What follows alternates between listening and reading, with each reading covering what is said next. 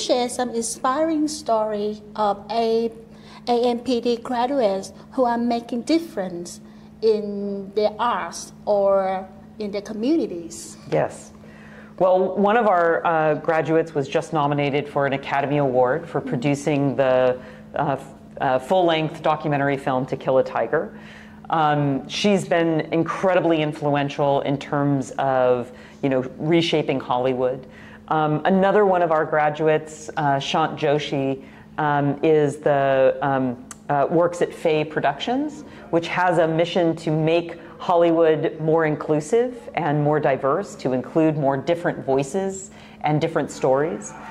So it's been really wonderful to see his work. Our designers have graduated and done some amazing things. Many of them have started after having worked in various places, have started their own design firms. So one of them, Brendan Weaver, has created Underdog Studios, and he's been working with a lot of our students to create new opportunities for them.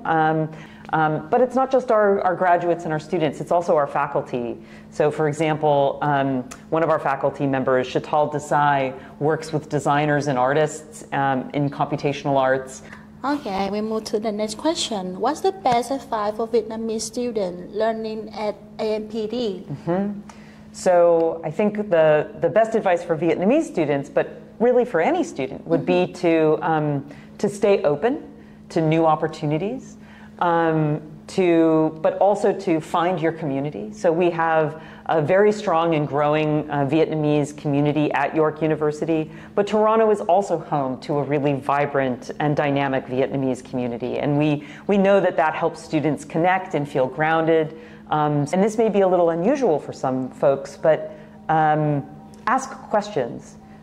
Don't feel like you need to have all of the answers. We're there to help you. We're there to help you learn. We're there to help you succeed. And so I would say that for any student, but especially an international student, don't be afraid to ask for help, because that's really, we want you to have a great experience, and we want to do what we can to make you successful. See, a little bit outside the question. How do you have students to have them and write your voice in the class? That's a great question. So I think different faculty members, different teachers do it differently. One of the things that I've done in my classroom is recognize that different people are comfortable speaking in different ways. So some students, you ask a question and they raise their hand and they're really ready to share. Some other students, not so much. So a couple of things you can do is, one is you can break your class, and I've done this, into smaller groups, so that you might have students talking just among 2 students or among 3 students. They can share ideas, and then one person can report back what the group decided, right?